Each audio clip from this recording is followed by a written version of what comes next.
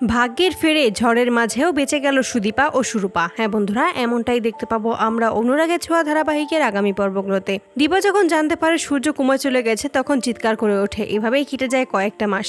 সূর্য কুমায় চলে আছে, সকলে মিলে সূর্যের সাথে কথা বলতে আসে, কিন্তু সূর্য কোনো রেসপন্স করতে পারে না। ঠিক সেই মুহূর্তে কৃষ্ণ এসে বলে রূপাকে ওটিতে নিয়ে গেছে।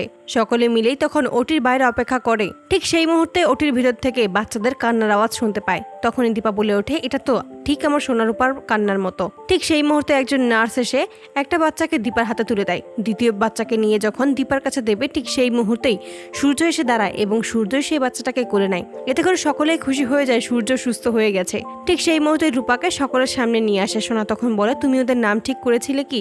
রূপা তখন বলে, একজন সুদীপা, অন্যজন সুরূপা। বাচ্চা দুটোকে নিয়েই সবাই বাড়ি ফিরে আসে, সকলে আনন্দে মেতে ওঠে। উর্মি তখন ছোটবেলার একটা ছবি এনে সকলকে অবাক করে দিয়ে বলে, এটাকে তোমরা বলতে পারবে? কেউ যখন কিছুই বলতে পারে না তখন উর্মি বলে, এটা হচ্ছে দিদির 6 মাসের একটা ছবি, পুরো সুদীপার মতো। সকলেই তখন একসাথে মন্দিরে যাওয়ার উদ্দেশ্যে বেরিয়ে পড়ে। পুরোহিতের কাছে যখন পুজো দেওয়ার থালা দেয়, সেখানে একটা যমজ কলা ঠাকুরমশাই আলাদা করে ফেলে। এতে করে দীপা বলেছে, আমি ওদেরকে আলাদা হতে দেব না, ওরা কোনোদিনও আলাদা হবে না, যদি হয়েও যায় তাহলে ওরা আবারও এক হয়ে যাবে। তখনই সে এখানে একটা বুড়ো মহিলা এসে বলে যে প্রলয় আসতে চলেছে, খুব বড় প্রলয়। দীপা তখন সুদীপা ও সুরূপার গলায় একই রকমের দুটো লকেট পরিয়ে দেয়। ঠাকুরমশাই তখন সবাইকেই বলে, ঠাকুরের পায়ের ছোঁয়া সিঁদুর যেন সবাই তাদের স্ত্রীকে পরিয়ে দেয়। সবাই যখন সবার স্ত্রীকে সিঁদুর পরিয়ে দেয়, তখনই লাবণ্য বলে ওঠে, আরিয়ান দাদা কি সোনা দিদি ভাইকে সিঁদুর পরাবে না? প্রবীর তখন বলে, খাতা কলমে যেহেতু বিয়েটা হয়ে গেছে তাহলে সিঁদুর পরাতে কোনো সমস্যা নেই, তুমি পরিয়ে দাও।